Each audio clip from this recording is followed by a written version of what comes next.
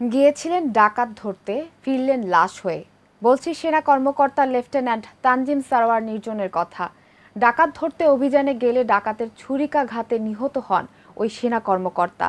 তার মৃত্যুতে পরিবারে নেমে এসেছে শোকের ছায়া।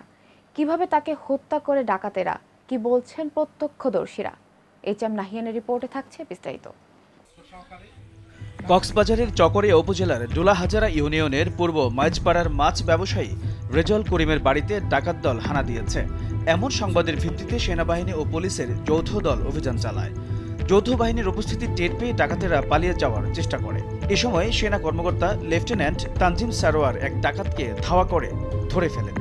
ওই ডাকাত তখন তানজিমের মাথায় ও গলায় উপর্যুপরি ছুরিকাঘাত করে পালিয়ে যায়। সঙ্গে সঙ্গে তরুণ সেনা কর্মকর্তা তানজিম মাটিতে লুটিয়ে পড়েন।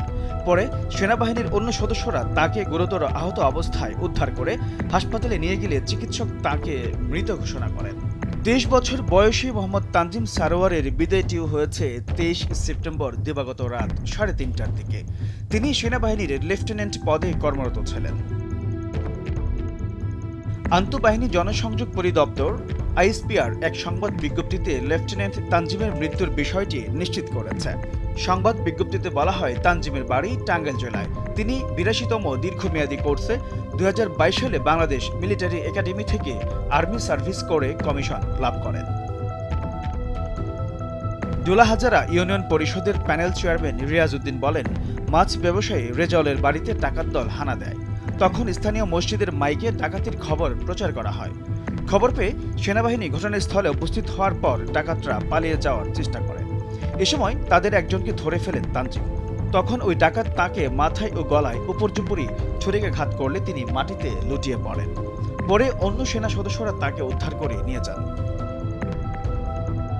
অভিযানে যৌথ বাহিনী ঘটনাস্থল থেকে 3 ডাকাতকে আটক করেছে বলে আইএসপিআর এর সংবাদ বিজ্ঞপ্তিতে জানানো হয়। পাশাপাশি দেশে তৈরি একটি বন্দুক, 6টি গুলিও উদ্ধার করে সেনাবাহিনী। এই তরুণ সেনা কর্মকর্তার মৃত্যুতে তার পরিবারে নেমে এসেছে শোকের ছায়া। দেশ মাতৃকার সেবায় তার এই আত্মত্যাগ বাংলাদেশ সেনাবাহিনী গভীর শ্রদ্ধা ভরে স্মরণ করে এবং সেই সঙ্গে তার শোক সন্তপ্ত পরিবারের সব সদস্যদের প্রতি সমবেদনা জ্ঞাপন করেছে। এইচ এম নাহিয়ান, ভোরের কাগজ।